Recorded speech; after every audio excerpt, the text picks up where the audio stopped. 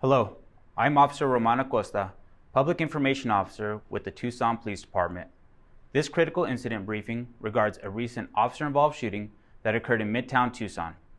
Investigations involving the use of force, specifically when an officer discharges their firearm, can take a significant amount of time. Investigators are tasked with reviewing body-worn camera footage, interviewing multiple witnesses, examining forensic evidence, and reviewing hundreds of pages of transcripts and reports. This investigation is ongoing, which may give rise to additional facts. This briefing is not meant to draw conclusions about whether the officer's acts were consistent with our policies and the law until all the facts are known and the investigation is complete. The images and video you are about to see are intended to provide details of the incident. However, some of the images are graphic, and viewer discretion is advised. On April 12, 2021, just before 8:30 a.m., an off-duty Tucson police officer was driving near the 3900 block of East River Road. While driving, the officer recognized 37-year-old James Nicholas Pacheco, whom he knew to be a sexual assault suspect from an incident that occurred on April 9, 2021. The off-duty officer immediately called 911 and advised public safety communications personnel that Mr. Pacheco was walking near East River Road and North Pontotoc Road with a female.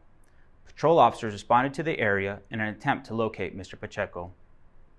We will now play for you the initial 911 call being dispatched and radio traffic from the responding officers coordinating their approach.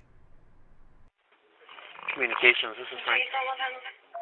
Hey, this is, I'm in the area of George Mell Park at Pontotoc and River, and I have two subjects matching James Pacheco, and James is wanted via the 82 for kidnapping, and has an 81 reference the same incident.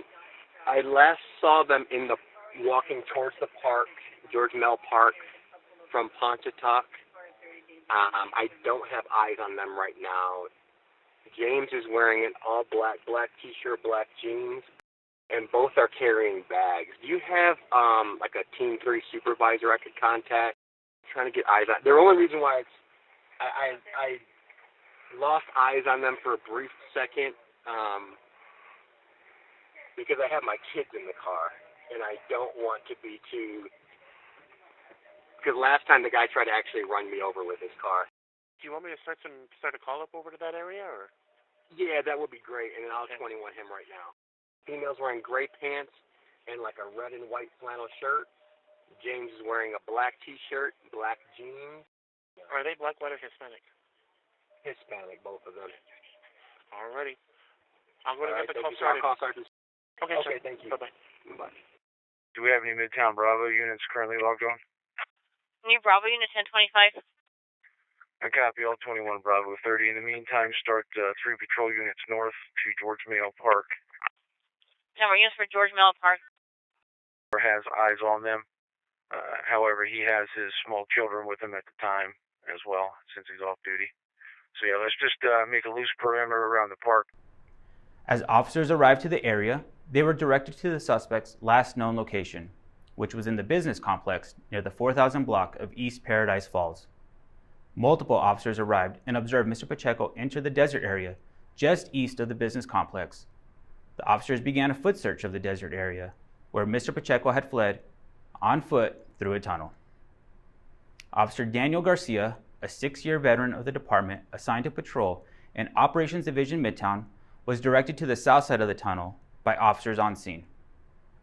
Mr. Pacheco immediately charged at Officer Garcia with 2 bayonets raised above his head, coming within approximately 4 feet of the officer. Officer Garcia discharged his firearm, striking the suspect.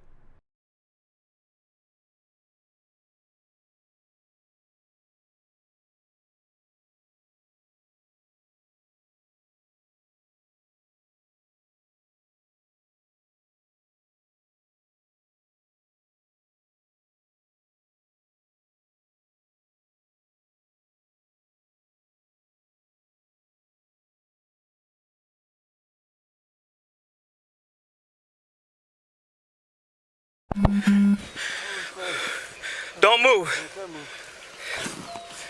Slow it down. You guys, tell female back. Female, hold on to the guy right there. Hands up. Where's the gun at? His knife right there. Now. Sir, put your hands behind your back now.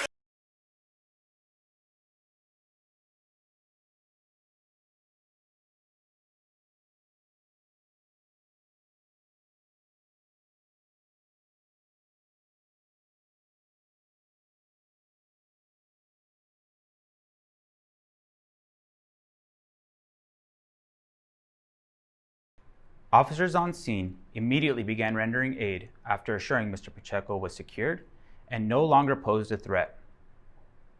Officers utilized their individual first aid kits, also known as IFAKs, until Tucson fire personnel arrived and transported the suspect to Banner University Medical Center with life-threatening injuries. Detectives with the Tucson Police Department Violent Crime Section conduct the criminal portion of these investigations, while the Office of Professional Standards, also known as Internal Affairs, conducts a separate administrative investigation to examine the actions of department personnel. This is standard protocol in all officer-involved shootings. When complete, these findings will become public record. Once released from the hospital, Mr. Pacheco will be charged with aggravated assault with a deadly weapon on a peace officer. He will also be charged with kidnapping, sexual assault, and felony flight from law enforcement in connection with the original incident that occurred on April 9, 2021.